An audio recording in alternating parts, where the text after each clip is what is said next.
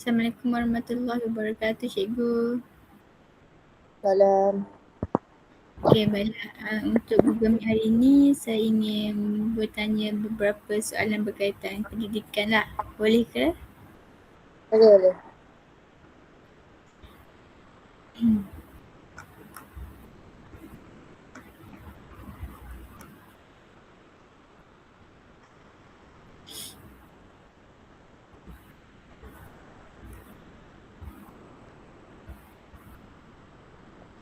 Okey, baiklah.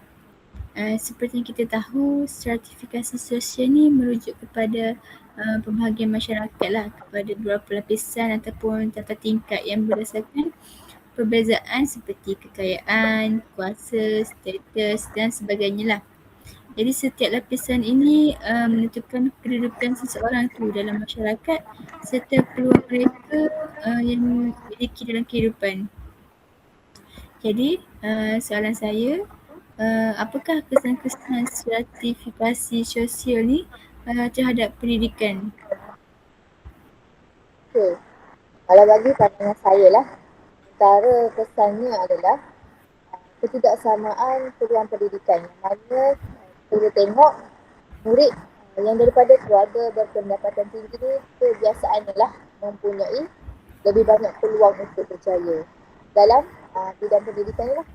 Kerana sebab apa? Mereka ni boleh bersekolah di institusi yang berkualiti yang mana mereka boleh menyertai kelas tambahan berbayar dan mendapatkan bahan pembelajaran yang mencukupi. Okey, saya bagi satu contoh lah. Seorang murid dari mana yang dari keluarga berkemampuan mengikuti kelas tuition berbayar dan juga menghadiri seminar kecermelangan. Manakala murid daripada keluarga yang kurang berkemampuan hanya 100% bergantung kepada pembelajaran di sekolah saja. Faktor yang, kesan yang kedua, perbezaan kemudahan pembelajaran. Seperti yang kita tahu juga, kemudahan fizikal dan sumber di sekolah ini berbeza mengikut lokasi ataupun status sosial kawasan itu sendiri. Sekolah di kawasan bandar kebiasaannya ataupun lazimnya lebih lengkap lah dengan makmal, komputer, perpustakaan moden dan sebagainya. Contoh juga sekolah di bandar ada projektor, ada internet laju untuk aktiviti yang interaktif. Tapi sekolah di luar bandar mungkin kekurangan peralatan asas seperti komputer ataupun bahan rujukan terkini. Itulah kesannya.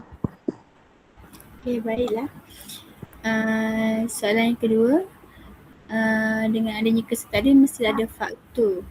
Jadi apakah faktor yang mempengaruhi budaya di sekolah tersebut? Okay. Antara faktor-faktor yang boleh mempengaruhi ni ada banyaklah. Pertamanya dari segi peranan guru itu sendiri. Yang mana kita tahu guru ini sebagai contoh kepada murid-murid ataupun kita panggil role model. Yang mana guru ni menjadi teladan kepada murid-murid dari segi sikap guru itu sendiri ataupun tingkah laku guru dan cara berkomunikasi. Kita ni sebagai guru kita menunjukkan sikap yang positif seperti berdisiplin, menepati masa dan juga menghormati orang lain, maka murid-murid tersebut akan mengikutilah contoh nilai tersebut dalam kehidupan seharian mereka. Okey, faktor yang kedua kita boleh lihat dari segi disiplin murid yang mana pematuhan peraturan. Murid-murid yang mematuhi peraturan sekolah seperti datang awal ataupun datang tepat waktu ke sekolah, memakai uniform lengkap dan juga menjaga tingkah laku, kita dapati dapat mewujudkan budaya sekolah yang teratur dan juga sistematik orang kata. Sebaliknya, kalau murid ini suka melanggar peraturan, disiplin sekolah, maka budaya dekat sekolah tu menjadi tidak terkawal lah. Okey, baiklah. Soalan yang terakhir untuk program ni hari ni, apakah perkembangan sosio budaya yang ada di sekolah tu? Kalau perkembangan sosio budaya yang ada di sekolah saya adalah interaksi sosial dalam kalangan murid lah yang utamanya.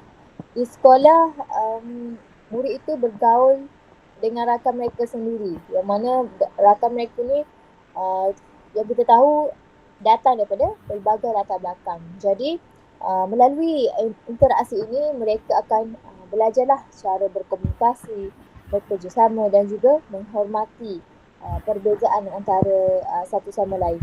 Dan yang kedua, melalui penerapan nilai dan juga norma.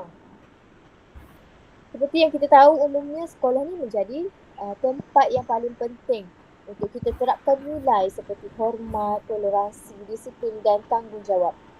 Dan nilai-nilai ini dipelajari melalui apa? Melalui peraturan sekolah lah dan juga pengajaran guru ataupun aktiviti-aktiviti yang murid lakukan dalam kehidupan seharian dekat sekolah tu.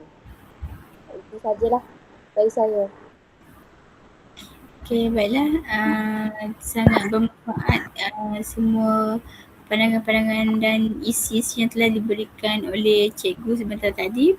Jadi saya rasa setakat ini saja, itu saja yang saya akan tanya pada malam ini. Sekian, terima kasih.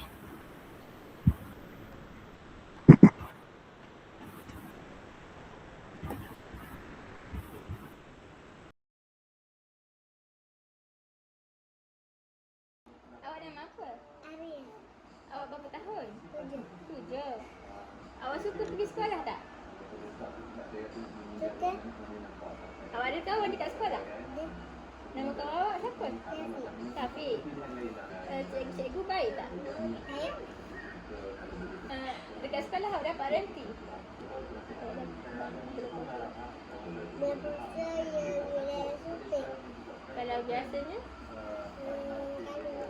Kalau abang rasa dia wilayah Bekar atau dia suka wilayah Besar. Awak suka dapat renti? Awak makan tak? Awak pergi sekolah, abah bagi duit tak? Berapa ringgit? RM5. Semua peralatan sekolah cukup? Cukup. Ada pensel, robot, laris, golek, beg, buti. Kami dah gimana? Semua ada? Kat sekolah ada program tak? Program apa? Baca Quran, sambut tahun Cina. Bye. Bye.